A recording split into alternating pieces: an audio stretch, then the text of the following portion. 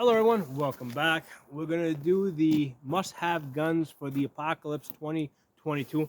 I did this video earlier. I want to do a shorter version because I think the other version might have been a little bit too long. So, um, the, the two tables here. These are the guns that are on the list. Those are the guns that have fallen off the list. All right, and we're gonna briefly talk about why they fell off the list. They were on the list in previous years. So, first one, AR-15.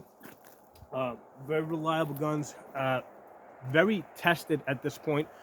Tested, obviously, in military combat, but also tested in civilian use. Right, we've been testing these out. These guns have probably received a lot more improvement because of all the civilians that have been buying them and shooting them. In the last 10 years versus all the years that the military had them, right? Because the military, once they, once they get into a contract, they just keep buying and buying and buying. They don't have that pressure to improve upon them. The first thing that was improved with this gun is the magazines. The anti-tilt followers made these guns really reliable. Okay, prior to getting the anti-tilt followers, these guns were a lot less reliable. Also, the skeletonized rails have made these guns very light, right? Very easy for women to shoot this gun, hold it up. In the past, I used to recommend AR pistols for women, but what I found is that the AR pistols were very loud. You had to put a linear comp on it, which again added a little extra weight. But at the same time, you still had that muzzle flash. The gun was still a lot louder. So I found that it was just better for women to get a 16-inch barrel and get like a 12-inch skeletonized rail that had lots of holes in there to make the rail lighter. And I find that most women are pretty comfortable shooting this. But now, because of the M-lock system, you've got the option to add things that you like. You can put the lights on it, the slings on it. You can put a bipod on here. So you've got all that great flexibility. Of course, you've got the ability to put optics. All my guns have optics on it. After reliability, the optic is probably the next most important thing on the gun because shooting is a seeing thing. And a lot of things happen at night, happen in adverse weather conditions, in fog conditions, daylight, twilight.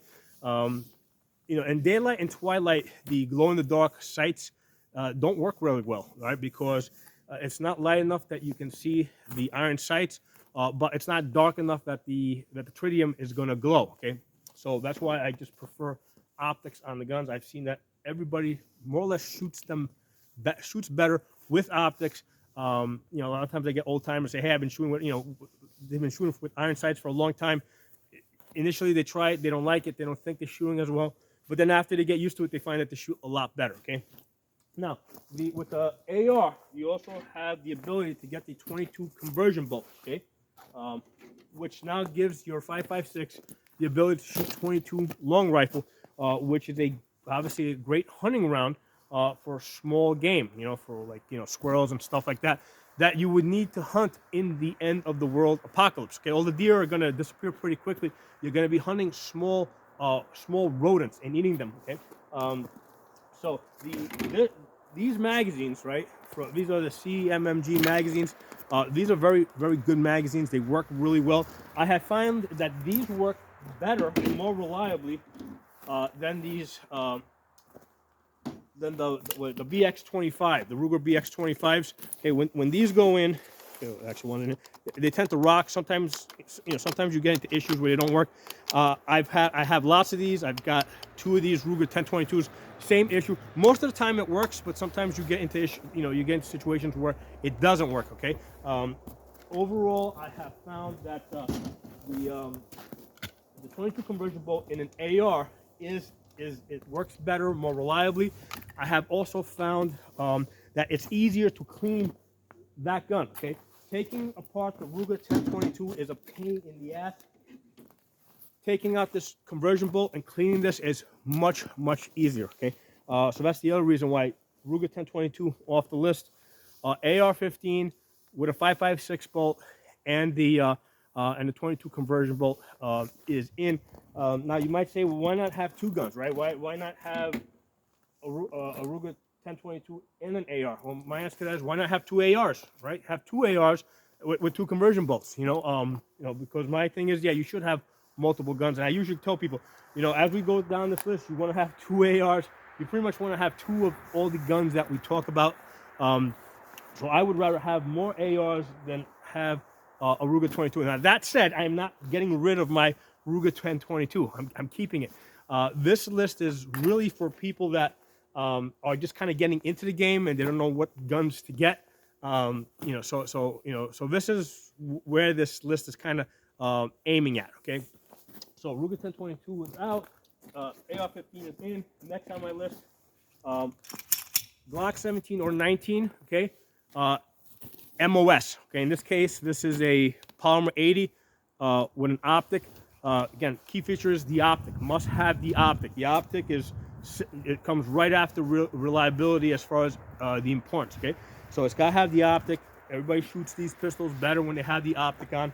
And the important thing, the thing that both the Glock Gen 3 and the AR15 have in common, okay, is that there's lots of parts out there already in circulation. Lots of people already know how to build these guns.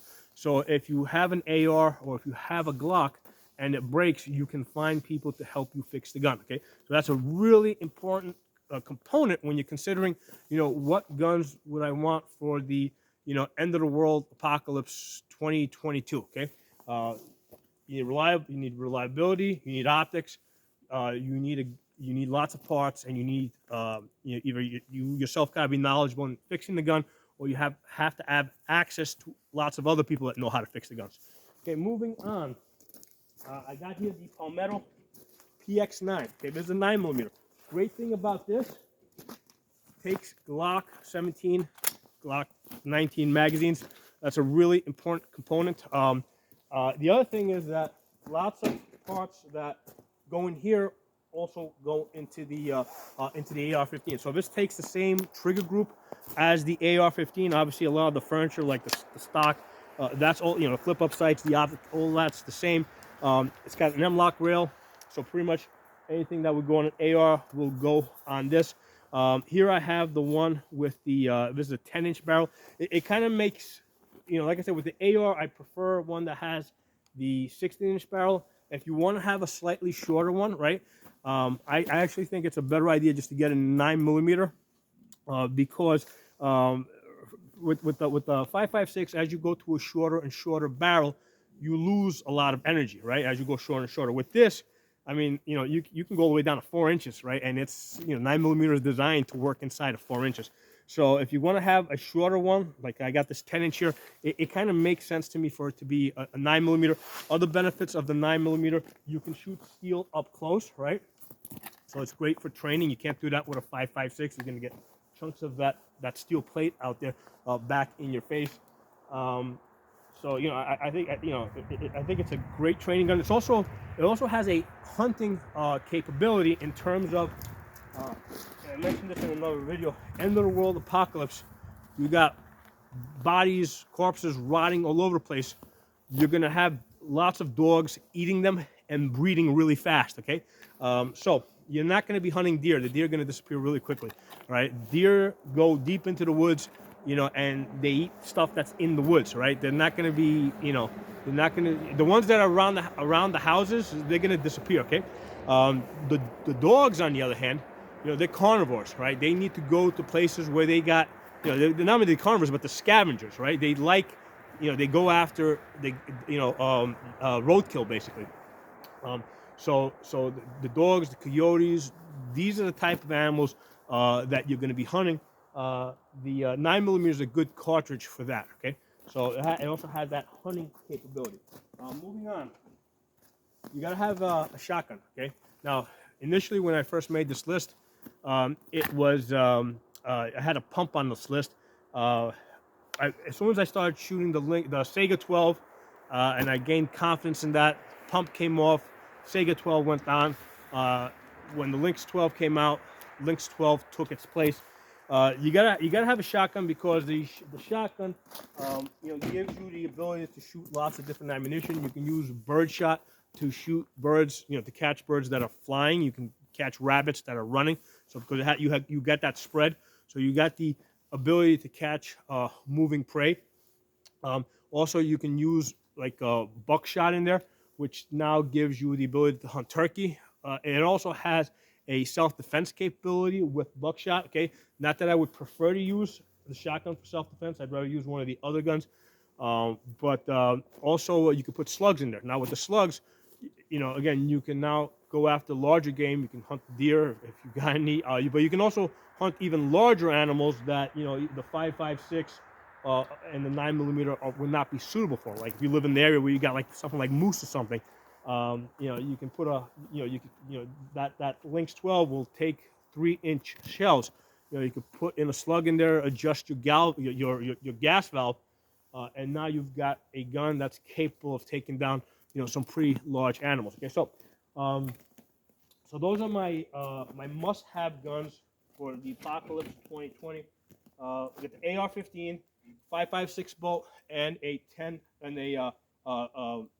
CMMG 22 conversion bolt, a Glock Gen 3. Again, all these guns gotta have optics. You gotta have optics on it. Okay, Glock Gen 3, the Palmetto PX9. And again, because PX9 takes the Glock magazines, so I recommend something that takes Glock mags that will match up to your pistol. And the Lynx 12, these are very versatile guns. Now, one of the two guns that fell off the list. Let's talk about those really quick. We already talked about the Ruger 1022. It was on that list for already like 10 years plus. Okay, the reason why it came off, because I think that I've seen that the AR with the 22 conversion bolt is better. It's easier to clean. I mean, I can get like 6-inch groups out to 100 yards, and most likely you're not going to be able to see a small rodent at 100 yards anyway. You're probably going to be shooting at about 30 yards, in which case the gun is plenty accurate for that. Okay? AK-47. Let's take a minute to talk about AK-47. Why this fell off the list. Now, I don't hate AK-47s. I love AK-47s. Okay. I would not sell this AK-47, okay? It's not for sale. In fact, I plan to buy more AK-47s. Problem is I cannot tell people that are just coming into this game to run out and get themselves an AK-47. A couple of reasons. First of all, it's not as easy to get them, as cheap to get them, right? When I bought this Romanian one here, I paid like $500 for it, okay? Now, you need a collapsible stock because your wife has to be able to shoot the gun, okay? So you gotta be able to shorten it up so you can bring it in a little bit. She can support the weight a little bit better. Okay, you've got to have a place to put your optic. I have found that the side mounts are not the best choice. They move. First of all, if you ever see an AK shooting in slow motion, the whole receiver flexes. Okay, so this part from here to here, this flexes a lot. So over a lot of rounds, that's not going to hold zero great. Okay, on top of the gas tube is a really great place to put it. The problem is that this is not standard. So to get a collapsible stock and rail that you can put optics on, you're going to spend another $200 on this gun. Okay. So again, that's part of the reason why I just can't tell people go out there and run out there and get yourself an AK-47. Palmetto's been cranking these out, but they still don't make them optic ready. And as soon as they start making them, I'll start recommending them. Okay. But right now, Palmetto does not make them optic ready. But the other thing to consider is the ammunition. Right now we can still get AK ammunition, and I also, basically Biden was trying to ban the imports of them. I don't know how successful he's been.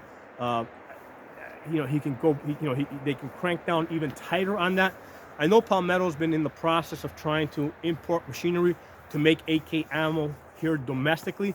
But that's kind of up in the air. So again, another reason why I cannot just go out. I can't tell people, hey, you just got into this game, go buy an AK. I'm going to tell them, get your AR, get your Glock, get your Palmetto PX9, get your Lynx 12.